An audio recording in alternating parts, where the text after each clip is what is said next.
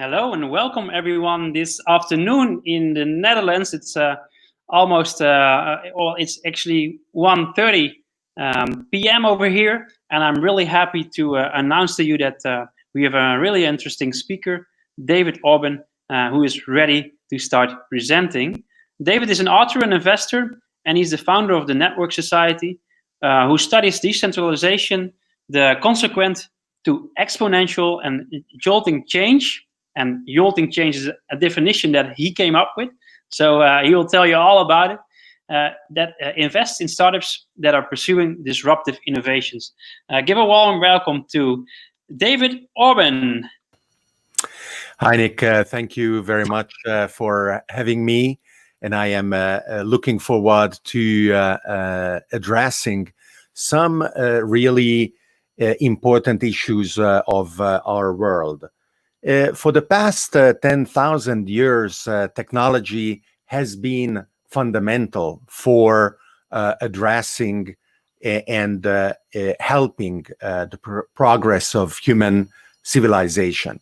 We have been able to really build a world that nurtured humans and has delivered our ability to occupy many different ecological niches and went from a few million individuals to 8 billion people all over the world. In the past couple of hundred years, the progress of industrialization doubled the lifespans of people from less than 40 years to more than 80 years. However, it has not been able to emancipate and empower billions who still feel left out and who still feel disenfranchised without the opportunities that the modern world offer available to them. Actually, it is worse than that, because the current socio-economic model is based on a continuous building of tension that is then resolved crisis after crisis. The 1973 oil crisis, the global recession at the beginning of the 80s, the dot-com crash in the year 2000, the subprime crisis, the financial crisis in 2008, and of course, the pandemic that is now sweeping the world, that has been caused by human technological civilization in the sense that it is our global civilization that is the basis for this pandemic to be able to grow to the level that it has. And of course, it is a situation that is going to have widespread financial and economic consequences all over the world. Now, the view that I want to offer is a view that is fairly novel. And it is a view of analyzing technological progress that, if correct, is going to point to the coming together of many different trends for this decade to be pivotal in the development of human civilization. At the end of last year, Stanford University published the Artificial Intelligence Index in their annual report. And together with OpenAI, a foundation that has received funding for over $1 billion, including Microsoft, that is now building for them one of the most powerful supercomputers, analyzed the power of artificial intelligence systems across many decades. And they looked at the evolution of this power, concluding that it was changing. And it was changing not only because of the power of the central processing units in our computers that later became the originally graphical processing units that are now widely used for AI applications, and that are going to be soon displaced by specialized artificial intelligence chips, so-called tensor processing units, already at play in server farms and data centers at Google and other places. But also because of software. Our ability to design AI systems has progressed to the point where now advanced machine learning systems are able not only to learn, but they are able to learn to learn to learn. They are basically able to take advantage of experience and then apply that experience to solve the challenges that we give them without having to refer to any library of knowledge that humans could give them. And they are able to do this in separate domains. And they achieve superhuman performance very, very rapidly. We are often looking at human level performance as if it were maximal, something to reach and then stop. But the case is that just like cars run faster than humans and airplanes do things that humans dream of, like flying, but never could do biologically, similarly, AI systems not only think faster, but think better and differently than humans and don't stop at the human level. We are accustomed to exponential changes that we are plotting on linear charts, and we see these upslopes and several generations of technologies designing the curve, with each generation running its course, followed by the next one to keep up the promise of progress. Or we look at them in logarithmic charts where the same data plots as a line. So that is what Stanford University and OpenAI were primed to conclude. They said, hey, this data is strange. Evidently, we are looking at two distinct eras in artificial intelligence. One until 2012 and another after 2012. Moore's law is the observation of the doubling of power in computing systems every couple of years. And if Moore's law were still valid, after 2012 until today, we would have seen an increase of 30 times in the power of AI. Instead, what we have seen is an increase of 300,000 times over the same period. However, what I posit is that this conclusion, quite natural for the people accustomed to project exponential change on the data they see, is wrong. Because what we are in front of is the jolting in the compute usage in AI systems instead. Jolting is the first derivative of acceleration.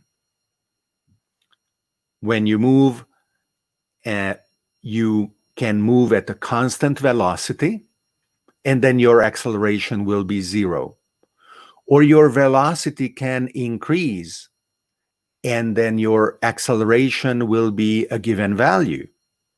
But your acceleration can also increase. And that is when we are talking about jolting. A good example to illustrate the concept is a rocket taking off.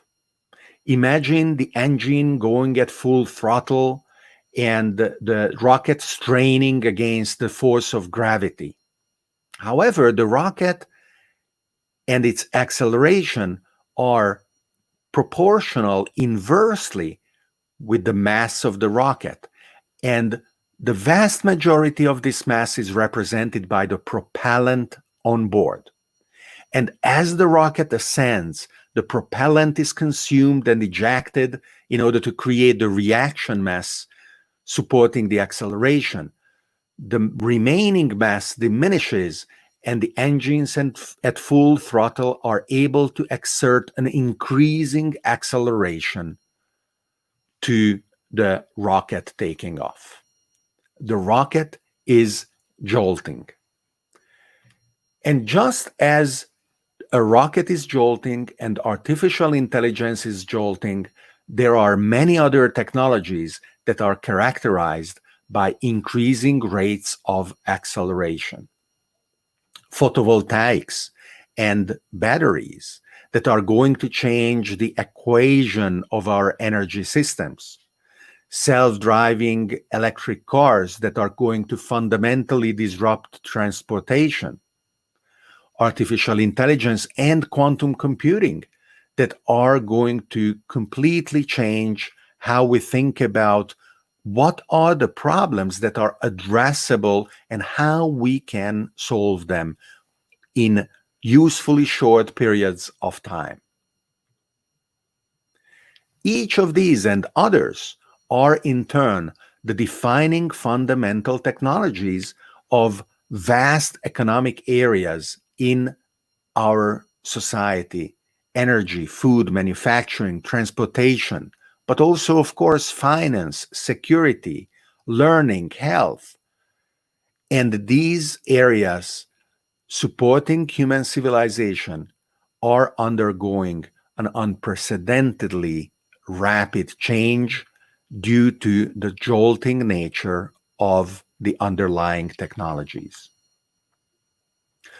Tony Seba, who is famous for the very aggressive and smart analyses of clean technologies and energy and transportation, published a few weeks ago a beautiful and very important book articulating this across many economic areas, Rethinking Humanity. Because we must rethink how our civilization can work. We had slavery for thousands of years, and if you asked, even the slaves could have told you there were no alternatives possible. But today, thanks to technology, slavery has been outlawed all over the planet. The social contract at the time appeared to be impossible to change, but it wasn't. Because the social contract is not a natural law. We can and we have to be much more introspective, much more clear about whether the social contract is serving our purpose of human flourishing. And if not, we must change it. Think about all the conversations around technological unemployment. Can we really afford to label people who, by no fault of theirs, have been displaced from their jobs and no amount of retraining is able to prepare them for the further disruptions? Can we decide that by not representing economic output to society, they are worthless? I don't think we can do that. However, the conclusion is not that machines are our enemies. Actually, the opposite is true. We are strong allies of smart machines, and our common enemy is the inefficiency in society is represented by dumb machines that we have to replace with ever smarter ones. We have to recognize that the evolution of our ambitions in how morally sound society can aim to be derives from our ability to use technology for the best. And that is what we have to do today. We have to strengthen the conversation around how we take advantage of the technologies and of the moment where we can afford to look at our dogmatic assumptions and to discard them. Whatever doesn't work about the socio-economic organization of today must be re-examined, discarded, and radically new systems must be put in their place. That is how we are going to achieve the full potential of this generation and the generations to come, because we have very ambitious plans. We have a solar system to explore. We have a universe open in front of us. And together with smart machines and together with our ability to cope and adapt to a jolting rate of change, we are going to achieve that. Over the course of the years, I have published a lot of information about this, both on my website, davidorban.com, as well as on the website of Network Society on netsog.org. And we can, as a consequence, go deeper together with you. And I am welcoming your questions and your input. You can sign up to my newsletter, follow my numerous videos on my YouTube channel as well, where I explore the implications of what I just said. So we have some question, and I would like to ask Nick if he can kindly bring Galia's question on the screen. And Nick, you are also welcome to join me back here. Maybe we can have a little conversation about what I said. So Galia is asking, what are the dogmatic assumptions? There are many. I already mentioned a few that were assumed to be valid in the past, just to be discarded when they were not. That slavery was right, that children should work when they were 8 or 10 years old in coal mines. And today we have similarly widespread or universally accepted assumptions that we can examine. For example, that people should learn to be a disciplined and obedient member of society, and that when you are not disciplined and obedient, you have to be punished, and that the laws of society are immutable, and when you dare to question those laws, you should be equally punished. Or that your worth to society is repaid by the salary that you receive. And when you don't receive a salary, it must mean that you are worth nothing to society. That money is a finite resource, and we should feel all poor when a central banker decides that money is tight. And we should feel powerless and incapable of organizing and self-organizing when a nation state declares that a crisis hits and we obediently await our fate without asking ourselves what we can do individually. That the authority and the knowledge of our elected and appointed politicians and regulators is infinite, that their wisdom in deciding what technologies and how we should be allowed to apply derives from evidently some divine power.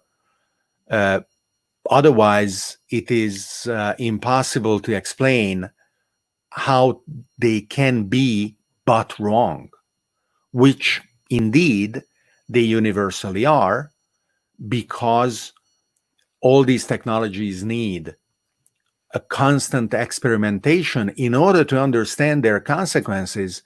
And a priori, it is impossible to know what are the rules that are needed in order to make them behave in a certain way. Really interesting. So, Nick, what do you think?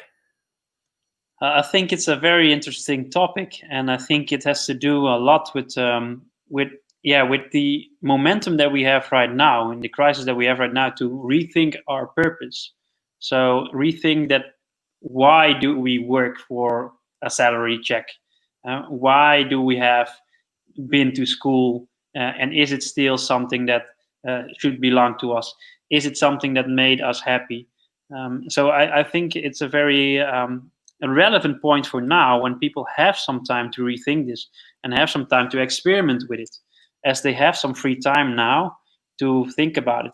But still, you have that rat race, that economy rat race, that most of the countries are, the people in the countries are facing.